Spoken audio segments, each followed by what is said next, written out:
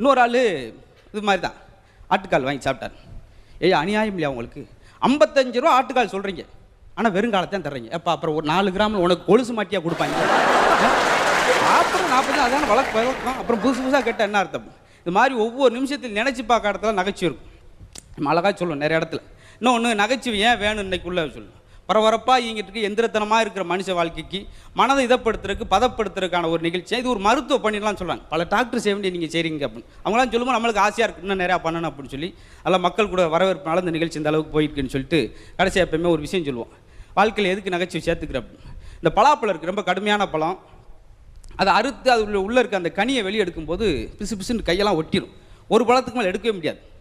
அப்போ என்ன செய்யலாம்னா ஒரே ஒரு சொட்டு எண்ணெய் மட்டும் தேங்காய் நல்லெண்ணெய் அப்படி கையில் தடவிட்டு அந்த பழத்தை எடுத்தோம்னா ஈஸியாக எடுத்துக்கிட்டே இருக்கலாம். டக்கு டக்குன்னு ஈஸியாக ஒரு பழத்தை வெளியே எடுக்கிறதுக்கு ஒரு சொட்டு எண்ணெய் சேர்க்குற மாதிரி வாழ்க்கையில் ஏகப்பட்ட போராட்டங்கள், மன கஷ்டம்